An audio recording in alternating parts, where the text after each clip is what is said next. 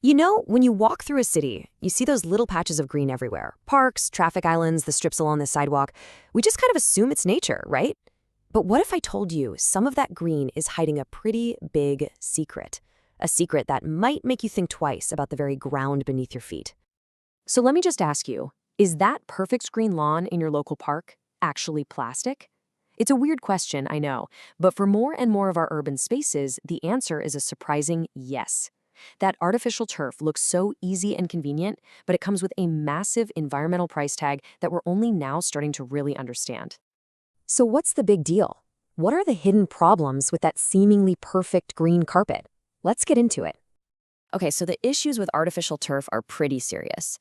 As it gets old and worn down, it sheds tiny bits of microplastic that wash right into our storm drains and waterways. A lot of it also contains a nasty PFAS, those toxic forever chemicals that just don't break down. And on a hot summer day, these plastic lawns can get incredibly hot, basically cooking the area around them and making our cities even warmer. And the final kicker? When it's time to replace it, the whole thing just gets ripped up and hauled off to a landfill. End of story. It's a pretty bleak picture, isn't it? But what if? What if we could have a tough, low-maintenance green surface that wasn't just less bad for the environment, but was actually a part of the ecosystem? Well, this is where things get really, really interesting. I want you to meet Pollen Biosword Turf. Yeah, I know, the name sounds like something straight out of science fiction, but the idea behind it is absolutely revolutionary. This isn't just another fake grass. This is a total rethink of what an urban surface can be. We're talking about a living, breathing turf made from biological stuff, fungi and pollen, that's designed to work with nature, not fight against it. The core mission here is to get the best of both worlds. They want the toughness and the always green look of artificial turf, but without any of the plastic, the microplastics, or the forever chemicals. The researchers themselves call it a bio-derived modular streetscape covering that mimics grass. It's a simple idea with huge implications. So how in the world do you actually build turf out of mushrooms and pollen? Well, it's kind of like a natural layer cake, with each layer having a very specific job. Let's break it down.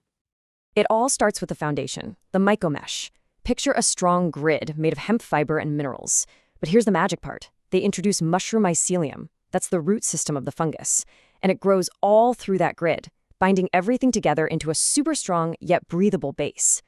The living rebar analogy is just perfect. It provides all the structure naturally. Okay, on top of that base, we get the pollen cork layer. This is all about comfort and bounce.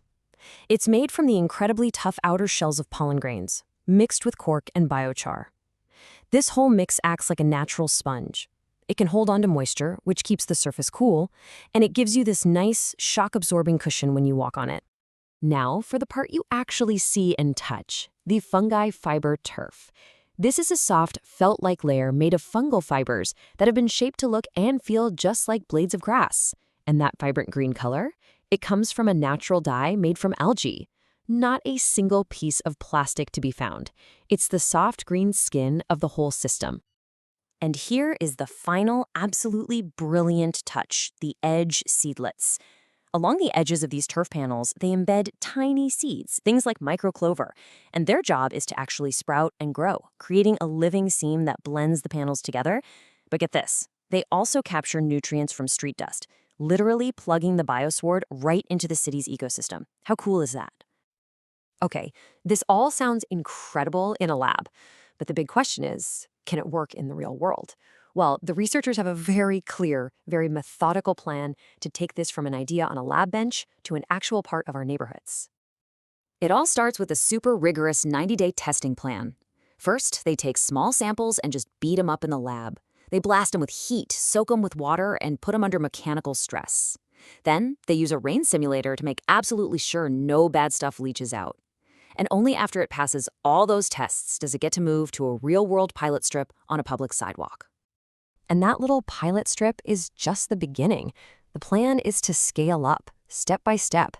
They start with a small lab panel this year, then a public verge next year, and then a whole city block. The ultimate goal? A full citywide pilot by 2030, creating what they call the zero plastic verge. Now, a great plan is one thing, but for this to really take off, it has to deliver real benefits. And this is where the story gets truly compelling, because the biosword promises to be smarter, greener, and, get this, even cheaper. I mean, just look at the difference when you put them side by side. It's a tale of two turfs, really. At the end of its life, one goes to a landfill, the other becomes compost. One pollutes our water with plastic, the other doesn't. One gets dangerously hot in the sun, the other stays cool. It's just a completely different league of environmental performance. And then there's the money. You'd probably expect a high-tech, eco-friendly solution like this to be way more expensive, right? Well, it's not. The initial install cost is projected to be way lower than synthetic turf, but the most mind-blowing difference is at the end of its life. Getting rid of plastic turf costs a lot of money. Turning biosword into valuable compost? Dramatically cheaper. 90%. Just let that number sink in. That's the goal for how much of this material can be turned right back into compost for the earth. This isn't just about reducing waste. This is a fully circular system. It's turning an old sidewalk into new life. You see, this represents a massive shift in how we could design our cities. It's asking us to imagine a future where even the most ordinary surfaces, the sidewalk verges, the little traffic islands, are actually living, breathing parts of our ecosystem. A future where our cities might just be able to breathe a little easier, one living sidewalk at a time.